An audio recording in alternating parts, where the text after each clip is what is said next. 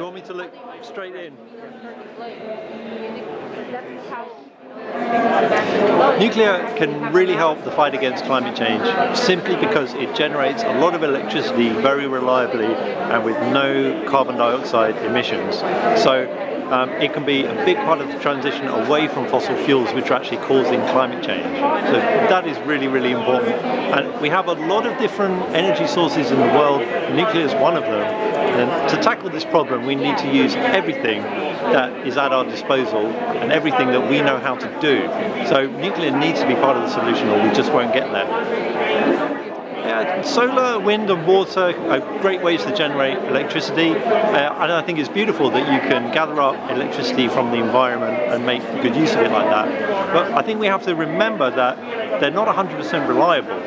The sun is not always there, the wind is not always there, even hydroelectricity changes season to season. So this is where nuclear can really help, because it has a very, very stable pattern of reliability, and so it is really, really reliable. So it's a complement to those sources. And in the future, we're going to have energy storage, we hope, that will complement all of these sources. And nuclear can store its energy as well and be able to provide extra at the times when renewables go down. So I think they really make a team together to get us to the solution. The Sustainable Development Goals really kind of lay out a plan for us to improve everyone's life in the world. And nuclear provides a lot of benefits to several of them. In fact, it indirectly helps every single one. The most important one that it hits is the generation of clean electricity. But a huge benefit of nuclear power, which people don't talk about a lot, is the creation of very, very good jobs outside of city centres and sometimes in other kind of deindustrialised areas.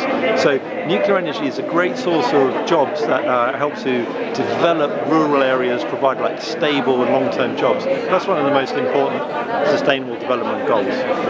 Nuclear science and technology also helps to treat our bodies using nuclear medicine, which is a way to help people beat cancer. Super important as well. There are many more. We could talk about it for a long time. It protects the seas and the oceans. It helps agriculture. It helps manufacturing. Like so much stuff. So yeah, it's part of the solution to so many of those challenges.